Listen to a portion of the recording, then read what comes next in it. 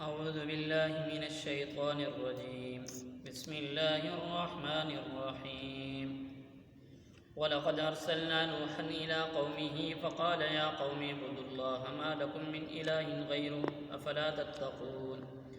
فقال الملأ الذين كفروا من قومه ما هذا إلا بشر مثلكم يريد أن يتفضل عليكم ولو شاء الله لأنزل ملائكة ما سمعنا بهذا في آبائنا الأولين إن هو إلا رجل به جنة فتربصوا به حتى حين.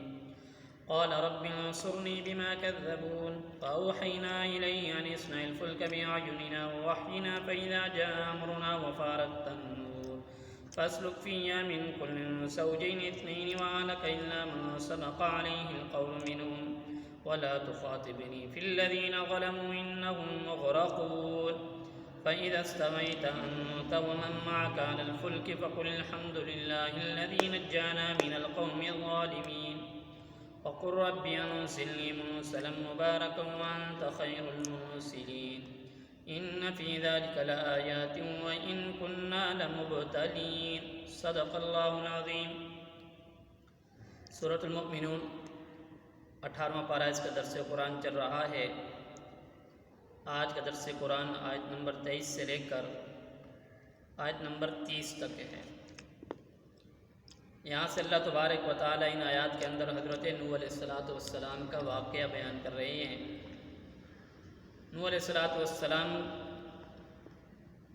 کو اللہ تبارک و تعالیٰ نے ان کی قوم کی طرف نبی بنا کر بھیجا.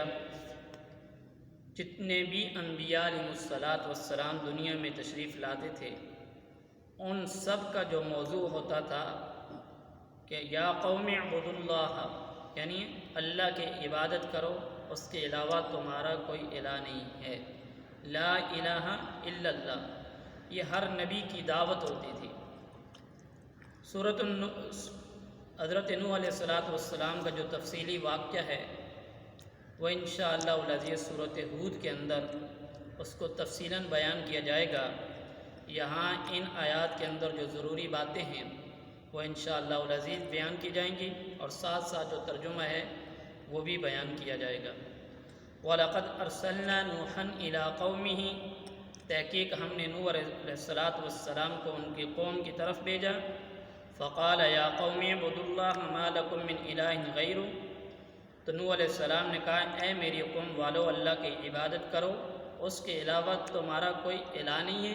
افلا تتقون، کیا تم ڈرتے نہیں ہو؟ کیا تمہیں اللہ کی ذات کے علاوہ کسی اور کو الہ مانتے ہوئے کیا تمہیں ڈر نہیں لگتا ہے؟ فقال الملأ الذين كفروا من قومه ما هذا الا بشر مثلكم، پس کہا اس قوم کے سرداروں نے جنہوں نے کفر کیا یہ نہیں ہے ایک آدمی تمہاری طرح کا، یعنی اس میں اور آپ میں کوئی فرق نہیں ہے. فرق کیا کہ یہ رسول بن جائے اور تم رسول نہ بنو، یہ بھی بلا کوئی ممکن ہے. آگے انہوں نے جو علت بیان کی ان سرداروں نے کہا یرید ان یتفضل علیکم، یہ چاہتا ہے تمہارے اوپر بڑائی کو، سرداری کو، اپنے آپ کو کہ میں ان کا بڑا بن جاؤں. وَلَوْ شَاءَ اللَّهُ لَأَنزَلَ مَلَائِكَةً، اور اگر اللہ چاہتا تو وہ ہم پر کسی فرشتے کو نازل کرتا. یعنی ہم پر اگر کوئی خدا بنتا، ہم پر کوئی رسول آتا تو وہ کوئی فرشتہ آنا چاہیے تھا، یا اس کے ساتھ کوئی فرشتہ آتا جو آ کر یہ بات کہتا کہ یہ اللہ کا رسول ہے. تو اس وجہ سے ہم اس کو ماننے کے لیے تیار نہیں ہیں، یہ تو ہماری طرح کا ایک انسان ہے. ما سمعنا بہذا فی آبائنا الاولین، اور ہم نے اس سے پہلے اپنے بڑوں سے، اپنے باپ دادوں سے ایسی کوئی بات نہیں سنی ہے.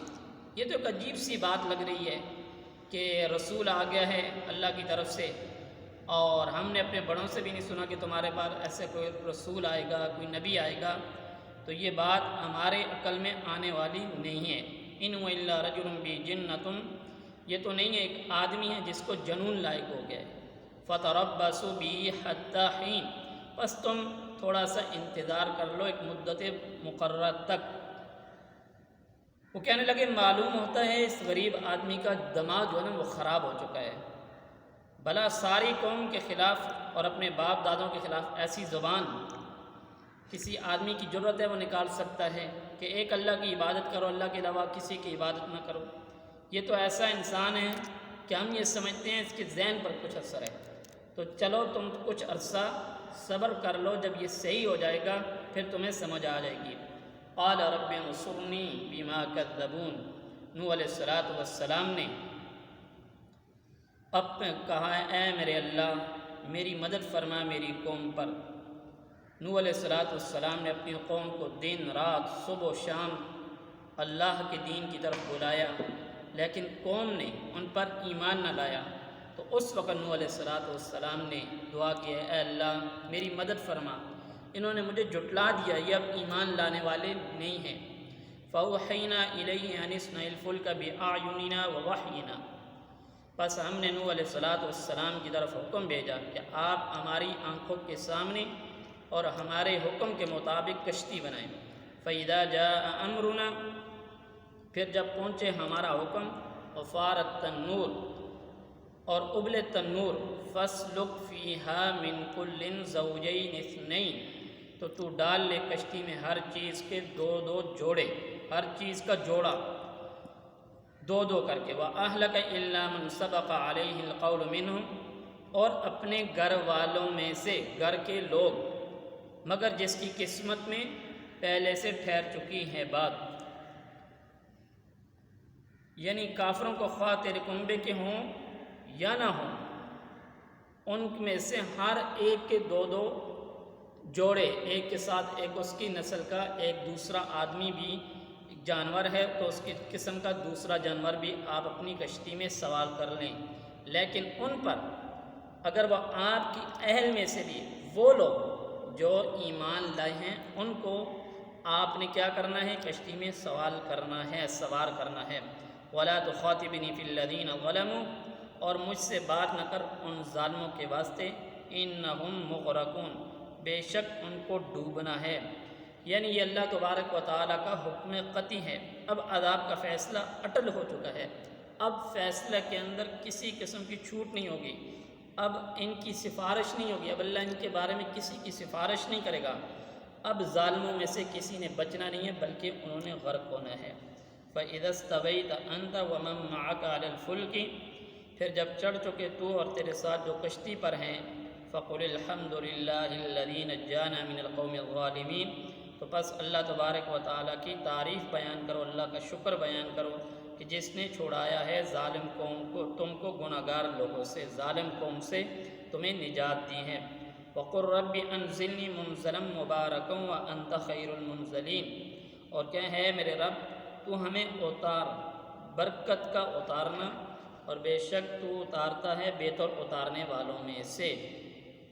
یعنی جس طریقے پر کشتی میں آپ نے ہمیں آرام کی جگہ دی، کشتی میں آپ نے ہمیں اس طوفان سے جو نوح علیہ السلام کی قوم پر آیا تھا اس سے بچایا، آپ نے ہمیں سکون دیا، اسی طریقے پر جب آپ ہمیں دنیا میں اتاریں تو وہاں پر بھی ہمیں تکلیف نہیں بلکہ اپنی رحمت کے صدقے ہمیں آرام والی جگہ عطا کرنا۔